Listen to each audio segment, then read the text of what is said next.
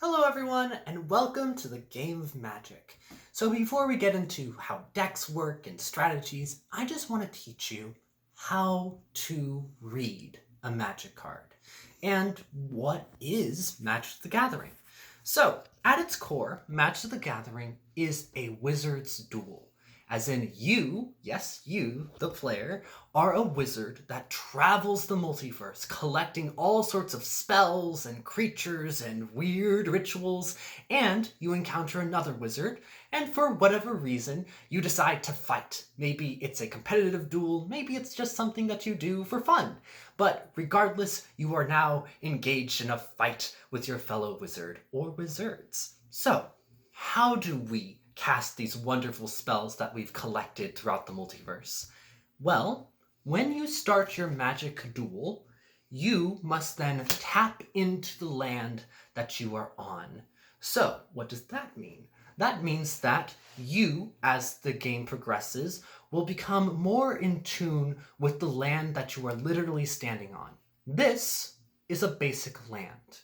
You will see up here the name of that land. In this case, it's an island. And then we will see the symbol at the bottom.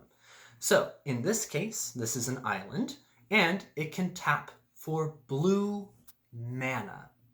Blue mana is what we call tapped lands.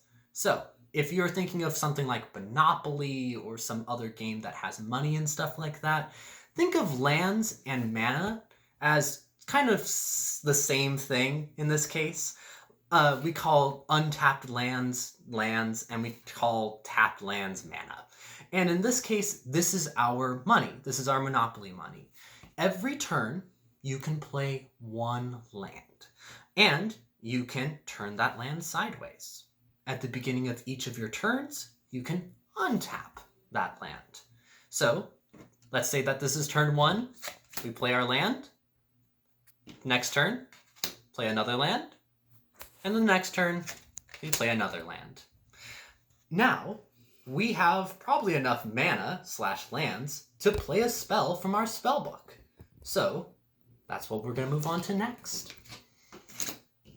This is a non-land in Magic the Gathering. In this case, it is called, you'll see at the top here, the words, and that is the name of the card. So, Warden of Evos Isle. Now, you're probably wondering what kind of card this is.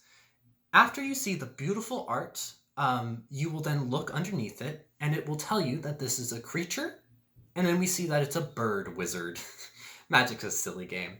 So, creatures, and by extension, everything that has what we can see here in the bottom right corner for you, is its power and its toughness. So, in this case, creatures are the main way that you can hit your friends in this game. It's the main way of dealing damage and stuff like this. But in this case, the only thing that you need to pay attention to is how much power it has, which is the first number, and how much damage it can take, which is the second number.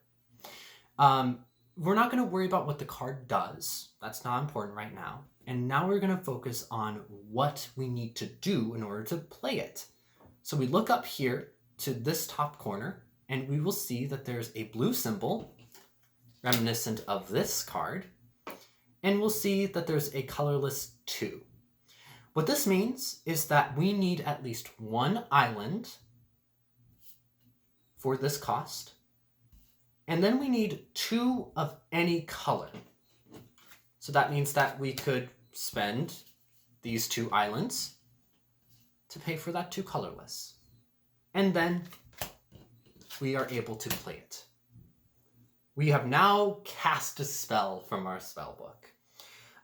There are all kinds of spells in this game, but in just this deck, we just have sorceries and we have creatures. That's all you need to worry about for right now.